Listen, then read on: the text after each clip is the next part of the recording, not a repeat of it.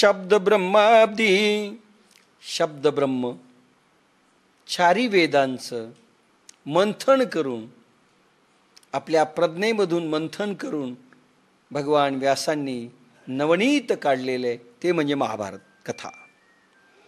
मग ज्ञानाग्नी संपर्के कडसिले विवेके, पद आले परिपाके अमोदासी. मग ज्ञानाग्नी संपर्के, लक्षात घ्या भगवान व्यासांच्या प्रतिभे आणि प्रज्ञेमधनं काय काय विकसित महाभारत कसं झालंय, भागवत कथा कशी प्रगटली. मग ज्ञानाग्नी संपर्के, चार वेदाचं चार वेद उपनिषद, चार वेद त्याचा अंतिम भाग उपनिषद आहे. उपनिषदाचा अंतिम भाग ब्रह्मसूत्र आहे आणि त्याचा क्रीम भगवद्गीता, असं सगळं आहे. तर याच्यामध्ये भगवान व्यासांनी नवनीत महाभारत काढलं म्हणजे भागवत काढलं. पुढं काय केलंय, नवनीत झालंय तयार. ज्ञानाग्नी संपर्के, ज्ञानाचा अग्नी शब्द आहे. ब्रह्माग्नी, योगाग्नी, वैराग्याग्नी आणि ज्ञानाग्नी, नामाग्नी असे शब्द आहेत. वैश्वानर नावाचा एक अग्नी आहे, अशा अनेक अग्नी आहेत. त्याच्यामध्ये ज्ञानाग्नी हा शब्द आहे. हा कुठे पेटतो, ज्या वेळेस कुंडलिनी जागृत होते सिद्धगुरु कृपेनी, साधनेला भर आल्यानंतर कर्मयोगामध्ये देखील तुम्हाला योगाग्नीचा अनुभव पोटामध्ये येतो. अनेक साधकांना आपल्या आलेला आहे.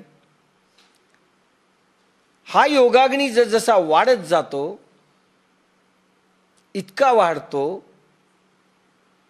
की ज्यावेळेस तो बुद्धीमध्ये जातो, बुद्धीमध्ये योगाग्नी प्रगट झाला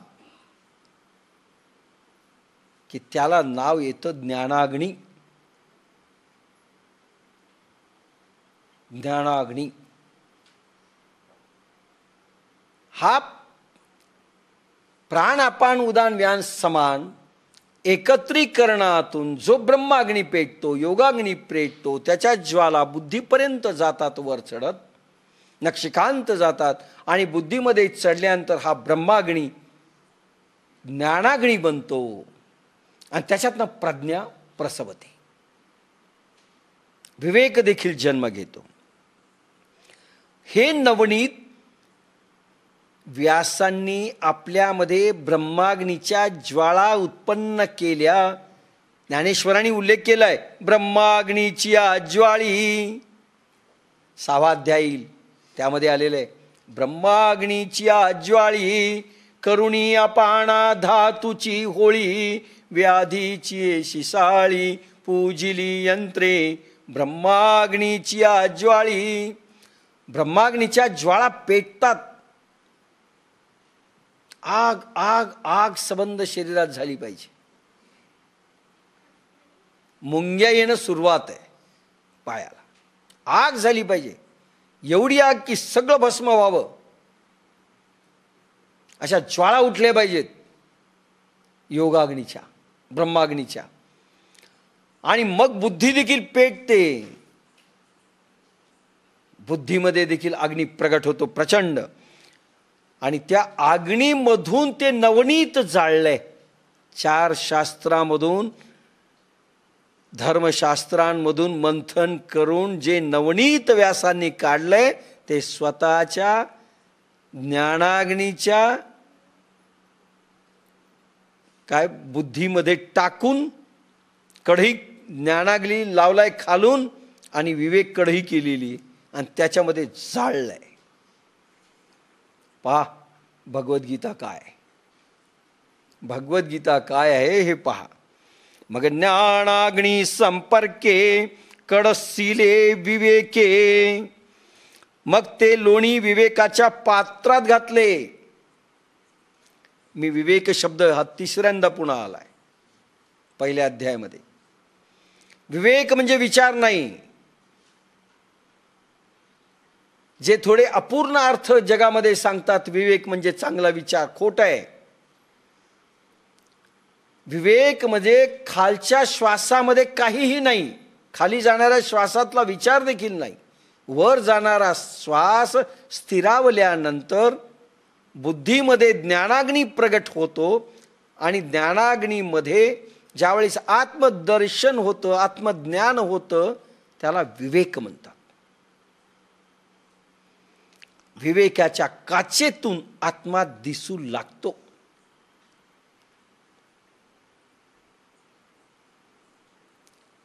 स्थिर असतो विवेक, विचार चंचल असतो. तर हा विवेक, विवेकाची काय केली?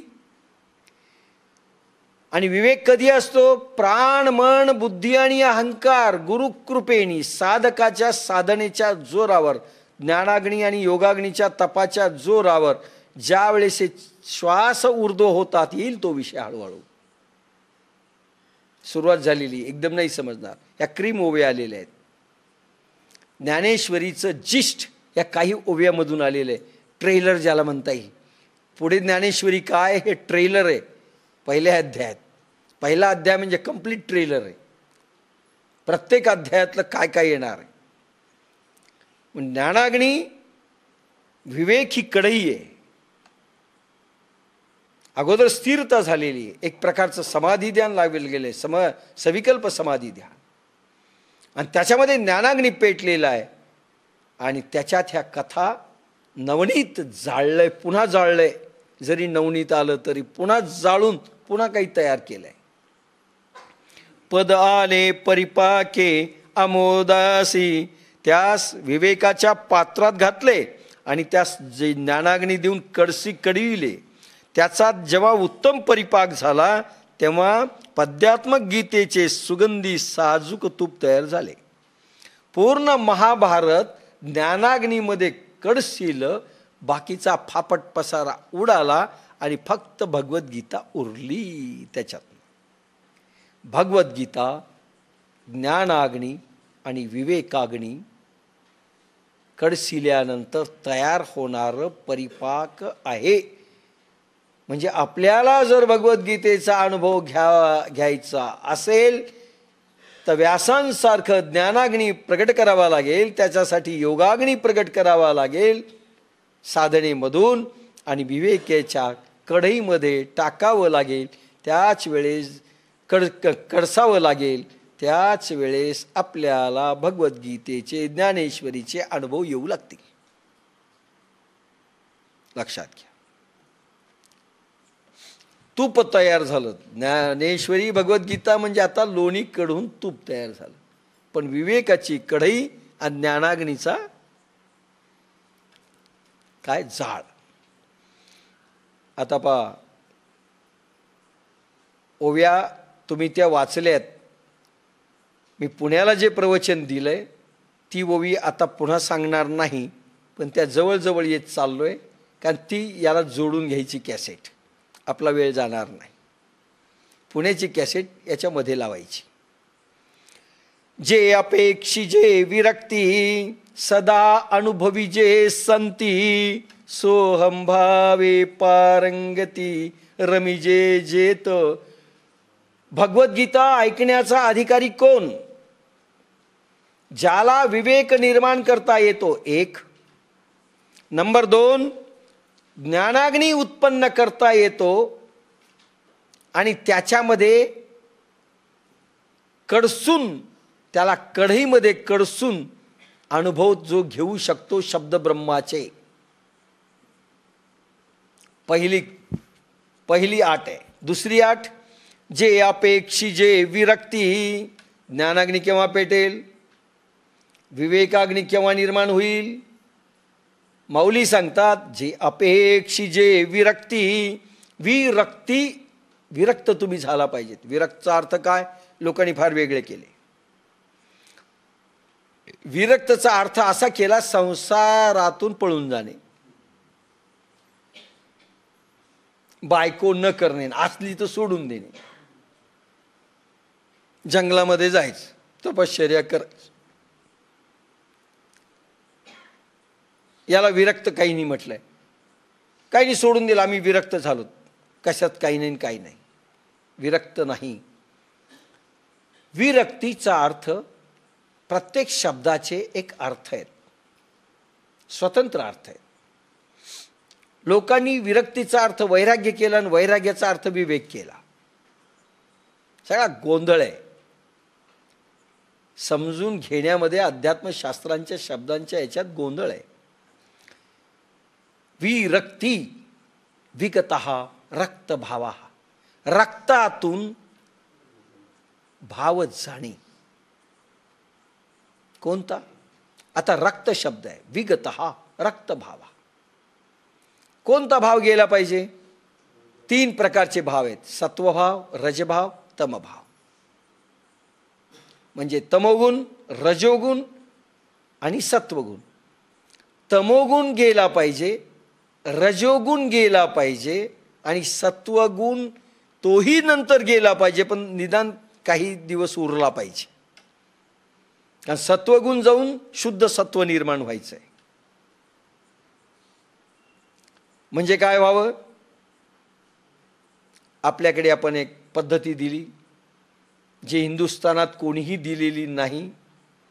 आपल्या रक्तामध्ये विरक्ती आली हे कसं समजायचं? आपण ज्ञानेश्वरी ऐकण्याचे पात्र झालो आहोत, अनुभव घेण्यासाठी पात्र आहोत, हे कसं ओळखायचं? रक्तात विरक्ती आली पाहिजे असं ज्ञानेश्वर सांगतात. विरक्ती म्हणजे रक्तामध्ये रक्तभाव उत्पन्न झाला पाहिजे. कोणता? सत्वभाव. म्हणजे रज आणि तम गेलं पाहिजे. कसं ओळखायचं?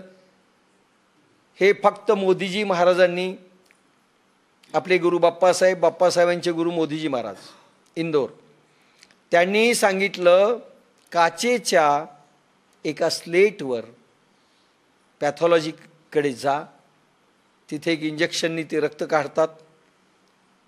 बायांना सहज लागतं, चाकूचं कशाचंही लागतं, विळी, चाकू, सुई, लक्ष दुसरीकडे असतं. समजा रक्त निघालं, काचेच्या स्लेटवर ठेवायचं, फार पातळ करायचं नाही, पसरायचं नाही, थोडं थोडं फिकट करायचं, जास्त नाही, आणि ते वाळवायचं. वाळल्यानंतर लाईटमध्ये पाहायचं, सूर्यप्रकाशामध्ये किंवा लाईटमध्ये पाहायचं. रक्तामध्ये काळा भाग जितका जास्त तितके आपण तमोगुणी,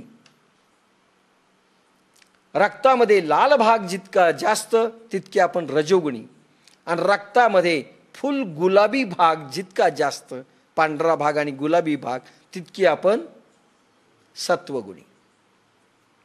लक्षात घ्या. जरी एखादा महाराज असेल, रक्त काढा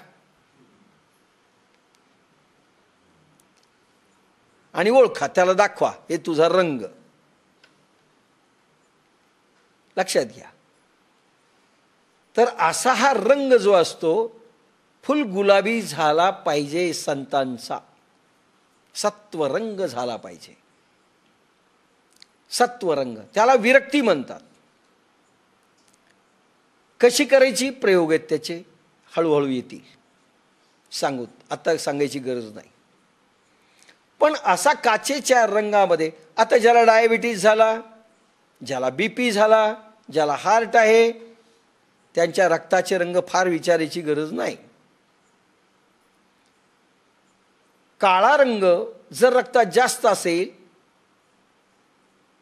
तर जाड रक्त असतं, गुठळ्या होतात ज्या अडकतात व्हेन्समध्ये, ते जाड रक्त पंप होत नाही, प्रेशर येतं त्या हृदयाला, त्याला बीपी म्हणतात. ब्लड प्रेशर झालं, जाड रक्त तेच अडकतं, त्याच्यानेच हार्ट अटॅक येतो.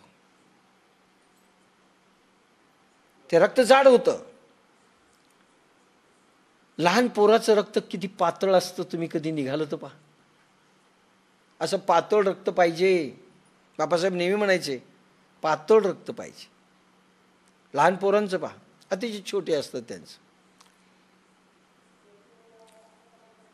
अगदी सुंदर असं पातळ असतं, त्यांना बीपी नसतो, काही नसतो.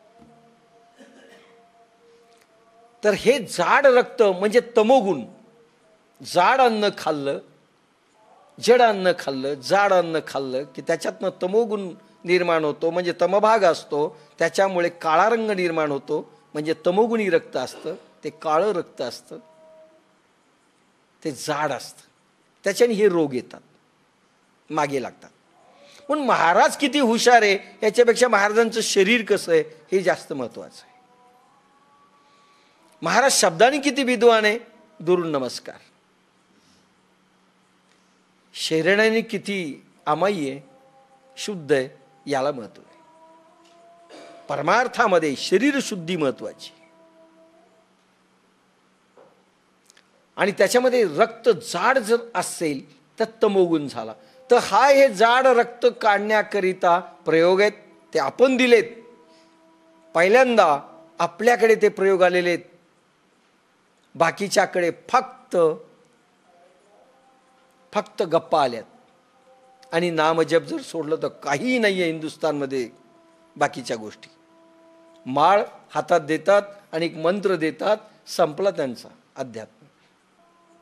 काळं रक्त हे गेलं पाहिजे, मग लाल झालं पाहिजे, मग लाल रक्त जाऊन सत्व रक्त झालं पाहिजे, आणि तेही फुलगुलाबी जाऊन पांडुरंग रक्तात झाला पाहिजे. त्याला पांडुरंग नाव आहे. पांडुरंग ध्यानी पांडुरंग मणी जागृती स्वप्नी पांडुरंग. पांडू म्हणजे पांढरा रंग. पांढरा रंग रक्तात प्रगटला की ध्यानी मनी स्वप्नी पांडुरंग. तमोगुण रक्तात जास्त असेल तर भूतच दिसेल, नाही तर साप दिसेल. स्वप्नात आम्हाला सापच येतो, रक्तच तसं आहे. पण पांडुरंग असा शब्द आहे. पण भगवान महावीरांच्या काळातलं एक उदाहरण आहे जे अजून विद्वान परेशान आहेत. ओशो सारखे परेशान आहेत. ओशोंचंही म्हणणं आहे रक्तामध्ये कुठे पांढरा रंग येत असतो का. पण मनगडंत कथा रचली गेली की एक साप डसला भगवान महावीरांना, आणि साप डसल्यानंतर रक्त बाहेर आलं, ते दूध होतं, दूध बाहेर आलं असं म्हटलंय त्यांनी. आणि मग सगळ्यांनीच म्हटलंय की दूध नसतंच. बरोबर आहे, दूध बाहेर आलंही नाही, पण ते काय होतं हे ओशो देखील सांगू शकले नाहीत. बाकीचे तर कोणीच नाही सांगू शकले, कन्फ्युजन मध्ये आहेत.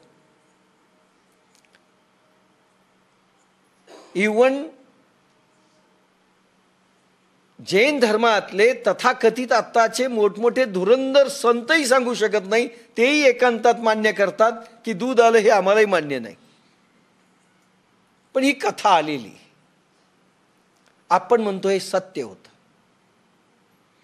त्याचं कारण भगवान महावीरांचं शुद्ध सत्वाच्या पलीकडे रंग रक्ताचा गेला होता आणि तो पांढरा रंग झालेला होता. तम रज आणि सत्व तिन्ही गेलेलं होतं आणि शुद्ध सत्वाचा रंग एक पांढरा रंग झालेला होता. आणि पांढरा रंग जर बाहेर आला तर तो दुधासारखा दिसला. शिष्य त्या क्वालिटीचे नव्हते म्हणून ते दूध म्हणाले. महावीरांना विचारलं नाही दूध आलं का तुमच्यामधून बाहेर. ते रक्तच आलं पण दुधासारखं होतं, पांढरा रंग होता. त्याला विरक्ती म्हणतात. ही विरक्ती यायला पाहिजे.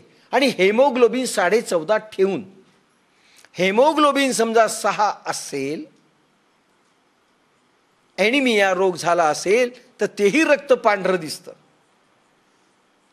तो पंडू रोग आहे, ॲनिमिया. पांडुरंग नाही आला समजायचं रक्तात. 14.5 हेमोग्लोबिन फुल ठेवून रक्ताचा रंग जर पांढरा असेल किंवा फुल गुलाबी असेल तर तुम्ही भगवान बनण्याचे पात्र झालात, संत बनण्याच्या लायकीचे झालात आणि ज्ञानेश्वरी ऐकण्याचे अधिकारी झालात, अनुभव घेण्याचे असं समजा. तोपर्यंत प्रयोग करावे लागतील. मग रक्तातला तम कसा कमी करायचा, रज कसा घालवायचा याचे प्रयोग आहेत ते फक्त आपण दिले. छाती ठोकपणे सांगतो, हिंदुस्थानामध्ये पहिल्यांदा आपण हे प्रयोग दिले, अजूनही कोणी दिलेले नाहीत. आणि आज जे वैज्ञानिक अध्यात्म आपण सांगत आहोत हे कोणीही दिलेलं नाही, हेही आपण छाती ठोकपणे सांगतो. ह्या महापुरुषांचे उपकार आहेत विश्वावर आज, की आपण दिलेत. ते ओळखण्याच्या रीतिनीती देखील आपण दिल्यात. हे अपेक्षिजे विरक्ती विरक्ती, रक्तामध्ये तमोगुण आणि रजोगुण गेलाच पाहिजे. तो विरक्त ज्ञानेश्वरी ऐकण्याचा, महाबोध घेण्याचा, सिद्धगुरु मिळण्याचा, सिद्धगुरूपासून अनुभव घेण्याचा अधिकारी झाला म्हणून समजा. कोणालाही बंदी आहे बरं का ज्ञानेश्वरीला. कारण सगळं PhD, अध्यात्माची PhD ज्ञानेश्वरी.